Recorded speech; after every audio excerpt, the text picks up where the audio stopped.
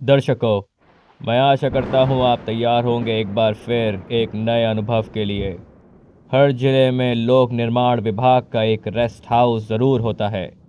बाहर से साधारण दिखने वाली यह इमारत अक्सर शहर की हलचल से थोड़ी दूर बनी होती है। सफ़ेद दीवारें, बड़ा सा बरामदा, भारी लकड़ी के दरवाजे और अंदर पुराने फर्नीचर की हल्की सी गंध, यह सब सरकारी मेहमान नवाजी का हिस्सा है। लेकिन इस रेस्ट हाउस के बारे में कहा जाता है कि यह कुछ कमरे सिर्फ मेहमानों के लिए नहीं होते। यह रेस्ट हाउस लगभग 60 साल पुराना था। कई बार मरम्मत हुई, पेंट बदला गया, बिजली की वायरिंग नई डाली गई। आधिकारिक रिकॉर्ड में सब व्यवस्थित था। कमरा नंबर 3 अक्सर वरिष्ठ अधिकारियों के लिए आरक्षित रहता था, लेकिन कर्मचारियों के बीच एक अनकही बात थी। अगर संभव हो तो कमरा नंबर 3 रात में खाली ही रहने दो। करीब 20 साल पहले की बात है। एक ठेकेदार जो सड़क निर्माण के निरीक्षण के सिलसिले में ठहरा था, उसने सुबह शिकायत की कि रात में किसी ने उसके कमरे का दरवाज़ा खटखटाया। जब उसने दरवाज़ा खोला तो बाहर कोई नहीं था। उसने सोचा शायद हवा रही होगी, लेकिन दरवाजे पर लगी घंटी का स्विच अंदर से नियंत्रित नहीं होता था। कुछ महीने बाद एक इंजीनियर ने अपनी रिपोर्ट में उल्लेख किया कि रात लगभग 2:40 पर कमरे की लाइट एक क्षण के लिए बंद हुई और फिर चालू हो गई।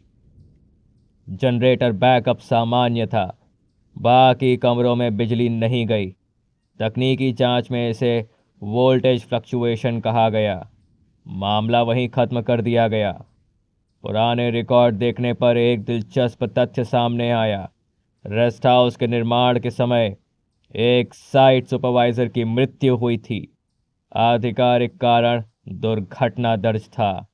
कहा गया कि वह सीढ़ियों से गिर गया, लेकिन कुछ कर्मचारियों का मानना था कि निर्माण में अनियमितताओं को लेकर उसका विवाद चल रहा था।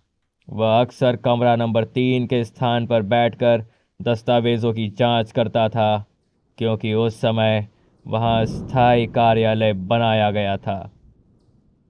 समय बीतता गया, पर घटनाएं पूरी तरह बंद नहीं हुई। केयरटेकर का कहना था कि कई बार सुबह कमरे की मेज पर रखी कुर्सी हल्की सी खिसकती मिलती है। खिड़कियां बंद रहती, दरवाजों पर ताला सुरक्षित होता, कोई स्पष्ट प्रवेश नहीं। एक बार विभाग ने पूरे भवन का स्ट्रक्चरल और इलेक्ट्रिकल ऑडिट कराया। पुरानी वायरिंग बदली गई, घंटी सिस्टम नया लगाया गया, दरवाजे के लॉक अपग्रेड किए गए। रिपोर्ट में लिखा गया कि कोई असामान्य गतिविधि नहीं पाई गई। लेकिन इसके बावजूद कर्मचारियों ने अनौपचारिक रूप से सलाह देना जारी रखा। लंबी रात की ड्यूटी के बाद कमरा नंबर 3 से बचो। कुछ मेहमानों ने बताया कि उस कमरे में नींद हल्की रहती है, जैसे कोई आसपास मौजूद हो। कुछ ने कहा कि देर रात बरामदे में कदमों की आहट सुनाई देती है, जबकि सीसीटीवी में कुछ नहीं दिखता। तकनीकी रूप से यह सब पुरानी इमारतों की सामान्य आवाज़ें हो सकती हैं। लकड़ी का सिकुड़ना, हवा का दबाव या थकान से उपजा भ्रम। लेकिन पीडब्ल्यूडी रेस्ट हाउस की दीवारें जैसे कुछ याद रखती हैं। यहाँ कई अनुबंध साइन हुए, कई फाइलें तैयार हुईं, कई फैसले लिए गए। शायद कुछ निर्णयों की परछाई वहीं रह गई, क्योंकि कभी कभी इमारतें सिर्फ ईंट और सीमेंट से नहीं बनती, वे उन घटनाओं से भी बनती हैं जो आधिकारिक रिपोर्ट में पूरी तरह दर्ज नहीं होती। आज भी वह गेस्ट हाउस उपयोग में है। मेहमान आते हैं, ठहरते हैं, चले जाते हैं। रिकॉर्ड सामान्य है, लेकिन रात के सन्नाटे में कमरा नंबर 3 अब भी थोड़ी सी अतिरिक्त खामोशी समेटे रहता है।